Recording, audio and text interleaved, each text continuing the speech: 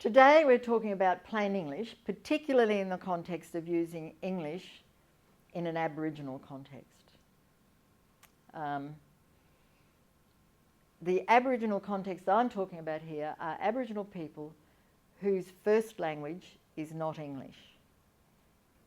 And hopefully today we'll be going through some issues where you will be able to construct things for yourself in a way that is helpful to them. I'm officially Marilyn McClellan, Dr. Marilyn McClellan if you like, but I'm Mally to everybody. And I'm a linguist, I am not a medical doctor. One is to look through it for new information. Is there anything that is new to the people we are communicating with? Okay, so have a look at this. If our pupil becomes small slowly when a doctor shines a light into our eyes, it may mean that we have a brain injury. So we read that. Urangel looked at me and literally went, what? Things. But she's a good English speaker. She's a very good translator, experienced translator. But she couldn't get her head around this at all. So what could have gone wrong? Okay, so we got to pupil of the eye. Urangel did not know what a pupil was. Their eyes are so black that their language does not have a word for pupil. It's just the black part of the eye, which consists of the iris plus the pupil. And so she was fascinated by the fact that there was actually something a bit blacker in the middle of the eye than the other. So we were sitting at a desk, the window was over there, and I was showing her through my blue eyes, which showed up pupils beautifully, well, sort of blue, and she could see, and then I would turn to the light and turn back to her and she'd watch it go smaller. No, sorry, watch it enlarge. And then I'd turn to the light and it'd go small. So she was fascinated by this getting bigger and smaller. And then she had to work through what are we going to call it? So it became the inside black part of the black part. Because there was no word.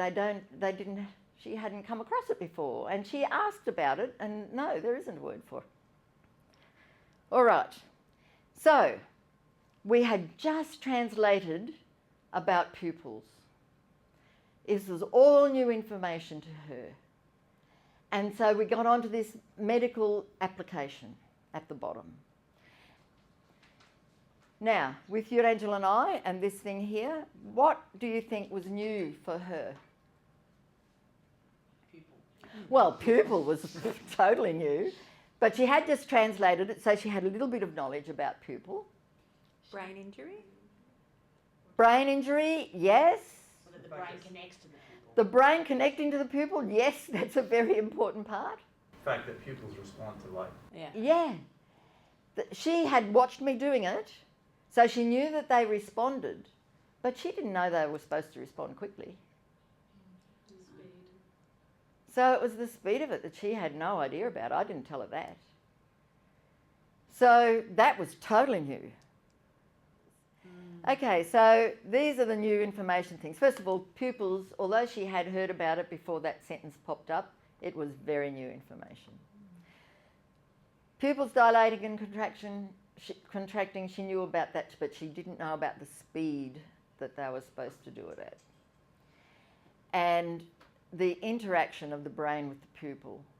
We don't come up with that so much in this. That would have to be more explained. Okay, so the translator had learnt about pupils just immediately before reading the sentence, and we had not covered the importance of them contracting quickly. This was totally new information to her.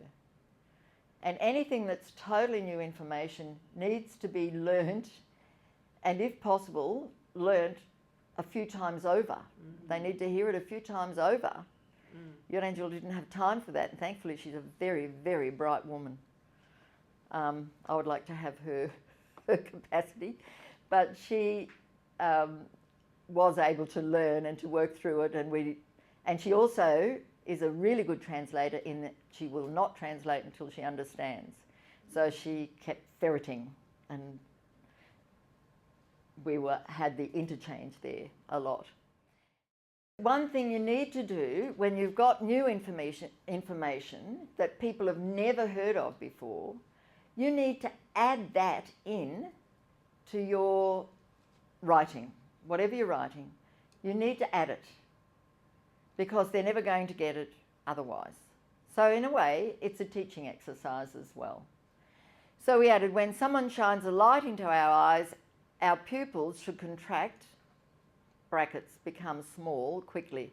They've got a good suffix that you can add to a word that means become. So you can say the small with this suffix and it means become small. They're unlikely to know the word contract. And so later on you'll find that I just ditched the contract bit. I've done that for your sake, but I'm doing the become small. The other thing that I want to point out about the language is the use of our. This is a relational thing, and this is something that happened with the medical people in ARDS. They found that this happened, that when you're talking with people, if you just talk in third person and have a he or a him or a she, they don't relate it to themselves. And if you talk about you, and this is happening to you, it's a bit confronting and you're going to shut them down. But if you say that it's our, and in fact this happens to my body as well as yours, it's a relational thing. We're in this together. So at times we were using our when my linguistic brain was saying, the grammar there is not too good, but it was for the purpose of inclusion in it. And that could be a good clue for you too when you're relating to people, to have that. So when someone shines a light into our eyes, our pupils should become small quickly. Are you happy with that? Well, is should problematic? Should is, their word like do or ngaro in Wangari, that means anything from will right through to might be. So How do they distinguish? they don't. It's a word that it's the urgency with which you speak that tells them whether it's a will or a should or a might or a. But really, that's why a lot of things get confused. What I want you to do now is to look at what you've brought and to have a look in it. Is there anything there that is likely to be new information? And if so, how are you going to give them that new information in a way that educates them? Again, this is something where you really got the audience in your mind. What would be new for them?